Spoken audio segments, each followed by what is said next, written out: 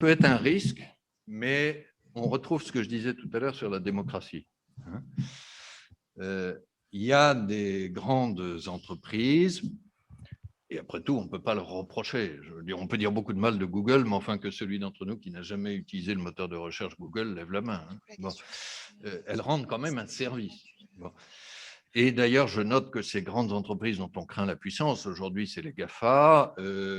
Quand j'avais votre âge, alors c'était certes il y a très longtemps qu'on fait l'anniversaire, mais ce n'était pas du tout les mêmes. À l'époque, on parlait de trucs qui vous paraîtraient complètement ringards. Enfin, on parlait des majors du pétrole, voire des majors de la sidérurgie. Bon. Donc, ce pouvoir-là est quand même évolutif dans le temps parce qu'il y a la compétition économique, il y a la révolution technologique et elles ne sont pas installées dans un paysage établi. Bon. Je pense d'ailleurs que vous connaîtrez, vous, dans les décennies qui viennent, une remise en cause du pouvoir des GAFA, soit par la régulation, c'est-à-dire des règles anti-concurrence. Il est arrivé qu'on oblige des entreprises à se casser, notamment aux États-Unis. Je vous cite un exemple qui est un peu ancien maintenant, mais en matière de télécom, il y avait un géant qui s'appelait AT&T, on l'a obligé à se couper en 7. Et ça a libéralisé les télécoms. Il y a longtemps, on a obligé la Standard Oil, major américaine du pétrole, à se casser. Bon. Soit, et ça me paraît encore plus probable, par l'évolution de la technologie. Il y a des activités qui vieillissent, et puis il y en a d'autres qui apparaissent. Schumpeter, toujours. Bon. Donc, ce n'est pas un pouvoir absolu. Pour autant, je crois qu'il faut être très vigilant. Et je vais vous prendre un exemple. Alors, lui qui concerne directement notre activité, c'est Facebook et Libra. Bon, je pense que la quasi-totalité d'entre vous utilise Facebook, en tire des satisfactions. Il faut faire attention. Enfin, voilà, je ne vais pas vous faire une leçon sur Facebook, vous le connaissez mieux que moi. Mais Facebook a annoncé qu'il avait un projet, je ne sais pas si vous avez vu, il y a 2 ans, qu'ils ont appelé Libra. C'était un projet de ce qu'ils appelaient, eux, crypto-monnaie. Bon, même chose, ce n'est pas plus une monnaie, mais dire on va créer un espèce d'actif à portée universelle qui pourra être utilisé partout en règlement pour tous ceux qui ont un compte Facebook, c'est-à-dire 3 milliards de personnes. Bon. Pourquoi pas ? On ne va pas tuer l'initiative privée, je crois qu'elle est souvent un facteur d'innovation, mais à ce moment-là, nous avons fait notre devoir de régulateur, de puissance publique, et je peux vous dire qu'on a été aiguillé par la démocratie, en disant, il se trouve que c'était en 2019, la France présidait le G7 à l'époque. Le G7, c'est le groupement des 7 premiers pays du monde. Et donc, pour le G7 économique et financier, la coprésidence, c'est le ministre des Finances, Bruno Le Maire, et le gouverneur, votre serviteur.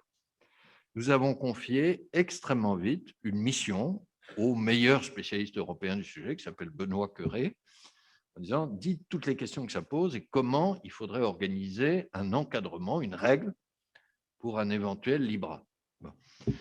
Benoît Cœuré a bien travaillé. Nous nous sommes réunis, c'était à Chantilly en juillet 2019. Et là, je peux vous dire que les ministres des Finances, y compris l'américain, ont dit qu'il faut faire très attention à l'anti-blanchiment, à la protection des consommateurs, à tous les sujets que vous disiez. Voilà les règles que Facebook devrait respecter avant de commencer son activité. Et là, je crois que c'est la bonne réaction. Et la suite, et la fin de l'histoire n'est pas écrite, mais la suite, c'est que ces règles retenues par les pays du G7 ensuite ont été adoptées par ce qu'on appelle les pays du G20, c'est un groupe plus large, comprenant les grandes économies émergentes, comme la Chine, l'Inde, le Brésil, etc.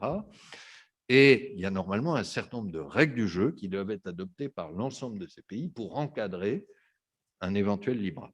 Entre-temps, Facebook a d'ailleurs fait évoluer son projet déjà dans le bon sens. Mais je crois que cet exemple est excellent parce qu'il montre qu'il n'y a aucune fatalité à ce que des multinationales mettent de côté la vie démocratique ou les États. Simplement, comme c'est des multinationales transfrontières, il faut que la réponse soit coordonnée à l'échelle internationale. Au minimum à l'échelle européenne, et quand l'Europe se met d'accord sur un sujet, ça pèse. Je réagis toujours sur ce sentiment d'impuissance européenne. On n'est pas condamné à raser les murs. L'Europe, c'est le premier marché du monde. Et donc, quand l'Europe se met d'accord sur une règle, ça pèse. Regardez l'histoire de ce qu'on appelle le RGPD, Règlement général de protection des données.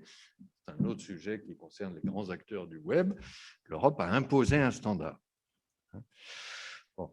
Donc, au minimum, un accord européen et, si possible, un accord mondial. C'est ce que nous faisons face à des projets type Libra. Après, il faut être extrêmement vigilant sur l'application des règles par les différents pays.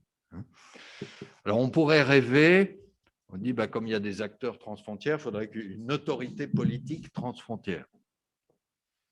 Ça, vous le verrez peut-être de votre vivant, mais je ne suis pas sûr que le député Chassaing et moi le verrons. L'autorité politique mondiale, c'est une idée séduisante, mais vous voyez que c'est compliqué.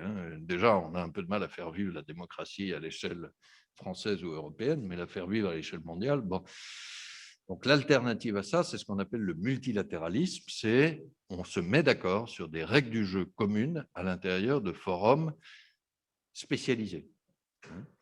Il y a un forum sur le commerce, c'est l'Organisation mondiale du commerce, pas celui qui travaille le mieux, qui fonctionne le mieux, mais il y a plusieurs forums en matière financière, le comité de Bâle sur les banques, le Conseil de stabilité financière. Cela, heureusement, fonctionne assez bien pour avoir des règles du jeu communes. Donc, je crois que la meilleure réponse aux multinationales, c'est de veiller à la concurrence, mais c'est surtout de leur imposer des règles du jeu communes. Leur imposer, je n'ai pas peur du mot.